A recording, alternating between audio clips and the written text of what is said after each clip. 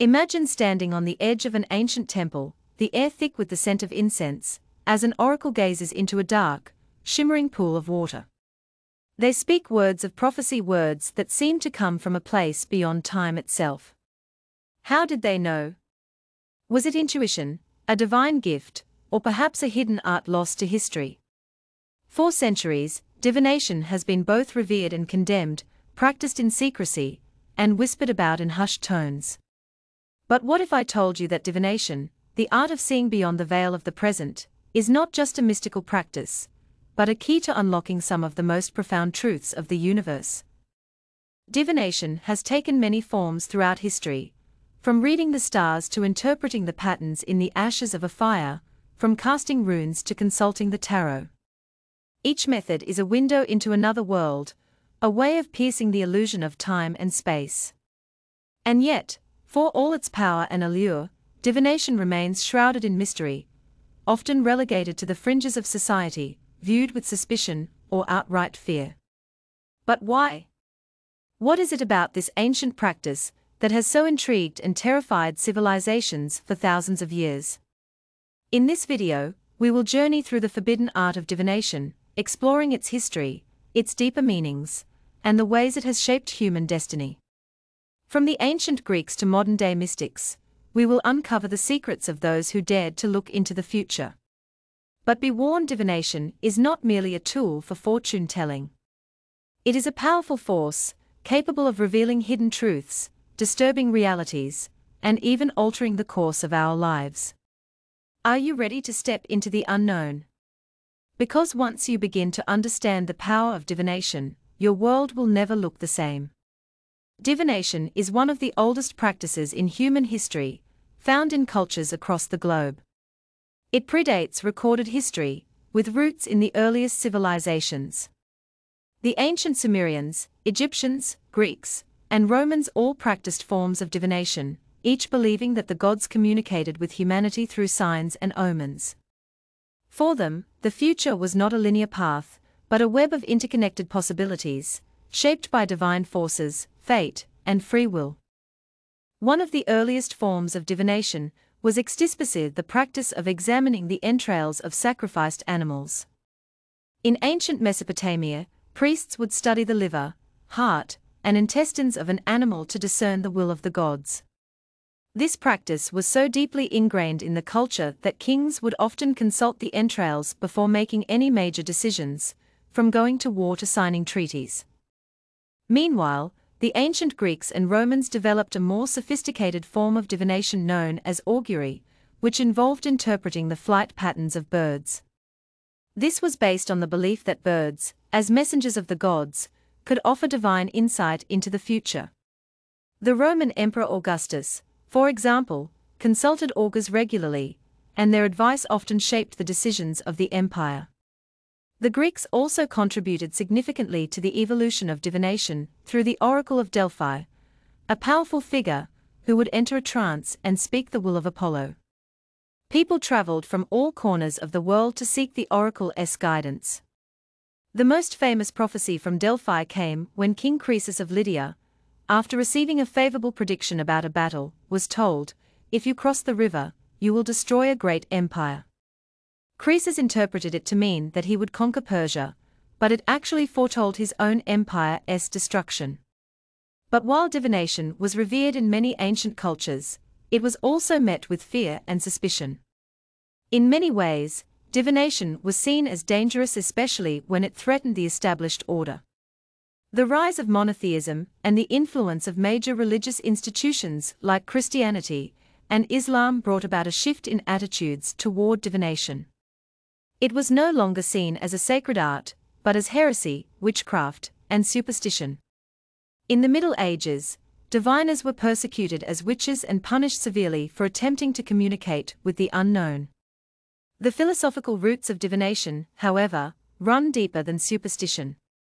In many ancient traditions, divination was seen as a way to connect with a higher plane of consciousness, a bridge between the mortal and divine realms. To interpret the signs of the universe was to understand the hidden patterns that govern existence. In this sense, divination wasn't about fortune telling, it was about tapping into the wisdom of the cosmos itself. Now that we understand the historical and philosophical significance of divination, let's dive into the core of this ancient practice. The first thing to grasp is that divination is not just about predicting the future, it's about unlocking hidden knowledge. It's a process of becoming attuned to the subtle energies that flow through all things. In many ways, divination is an art of seeing beyond appearances, of perceiving the deeper currents that shape our reality. At the heart of divination lies the concept of synchronicity, a term coined by the famous psychologist Carl Jung. Synchronicity refers to meaningful coincidences, events that seem to be connected not by cause and effect, but by a deeper, more mysterious force. According to Jung, the universe operates through a network of interconnections, and divination is a way of tapping into this invisible web. When we cast the I Ching, read tarot cards, or examine the flight of birds, we are aligning ourselves with these deeper forces. One of the most popular methods of divination in the Western world today is tarot.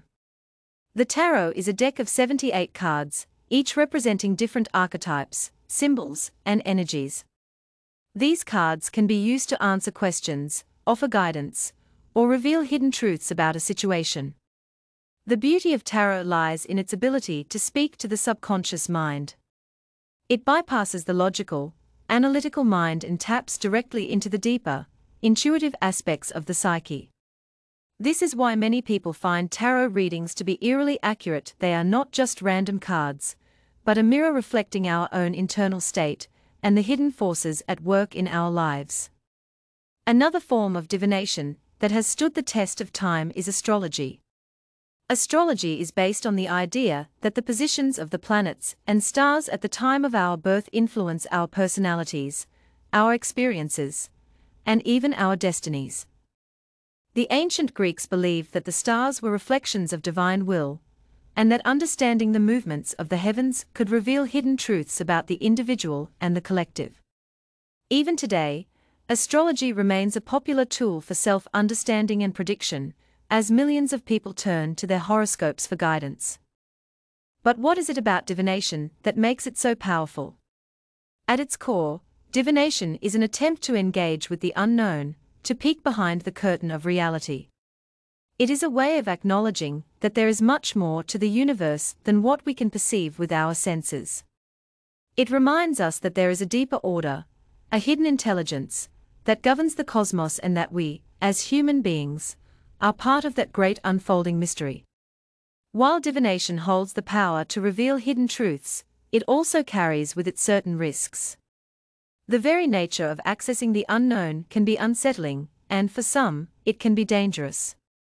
In the hands of the unprepared or the unwise, divination can lead to confusion, fear, and even obsession. This is why many ancient traditions placed strict rules around its practice. Only those who were properly trained or initiated into these arts were allowed to engage with the mystical forces that divination calls upon. One of the most common pitfalls of divination is the temptation to use it as a crutch. When people become overly reliant on divination to make decisions, they risk losing touch with their own intuition and personal power. The art of divination is meant to guide, not to replace our own judgment. It is a tool for insight, not a substitute for action. In the ancient world, those who sought the advice of oracles and seers were expected to use their knowledge to make informed decisions, not to blindly follow the messages they received. There is also the danger of misinterpretation. Divination is not an exact science, and its messages are often symbolic, open to interpretation. This is why different diviners may interpret the same set of cards, runes, or omens in different ways. The key is to approach divination with an open mind and a sense of humility, recognizing that the answers it provides may not always be clear or easy to understand. Sometimes, the true message of a reading may only become clear in hindsight. Another challenge lies in the ethical implications of divination. In ancient times, divination was often seen as a sacred practice, used for the benefit of the community and the divine will. However, in modern times, it has sometimes been commercialized and reduced to a form of entertainment or fortune-telling. This shift has led to questions about the integrity of the practice. Is divination still a sacred art, or has it become something trivial? The answer depends largely on the intent of the practitioner. Ultimately, divination is about finding balance. It is about tuning into the subtle energies of the universe, but also maintaining discernment and responsibility. It is not about seeking to control the future, but about understanding the underlying currents that shape our path. So, how can we incorporate the art of divination into our own lives? The first step is to develop a relationship with the practice. Whether it's through tarot, astrology, or any other form of divination, the key is to approach it with respect and intention. Here are a few practical steps to get started. 1. Meditate on your intentions. Before engaging in any form of divination, take a moment to center yourself. Ask yourself what you hope to gain from the practice. Are you seeking guidance, clarity, or just a deeper understanding of your life? 2. Learn a divination tool. Start with one method that resonates with you. Tarot cards are a great entry point for beginners, as they offer clear symbols and archetypes to explore. Spend time learning the meanings of each card and practicing your readings. 3. Trust your intuition. The key to successful divination lies in trusting your own inner guidance. Don't overthink the messages you receive. Instead, allow your intuition to guide you through the process. 4. Keep a divination journal. Document your readings and reflect on how the insights unfold over time. This will help you refine your ability to interpret the messages and see how they relate to your life. 5. Balance with action. Remember that divination is a tool for insight, not a replacement for action. Use the guidance you receive to make empowered decisions, but always take responsibility for your choices. Divination is an ancient art that holds the key to unlocking the hidden truths of the universe. But it is not without its risks and challenges. In the hands of those who seek wisdom and insight, it can be a powerful tool for personal growth and transformation. In the hands of the unwise, it can lead to confusion and obsession. The key, as always, lies in balance. As you step into the world of divination, remember that it is not about controlling the future, it's about understanding the forces that shape it. And once you begin to understand those forces, you will find that the universe reveals itself in ways you never thought possible.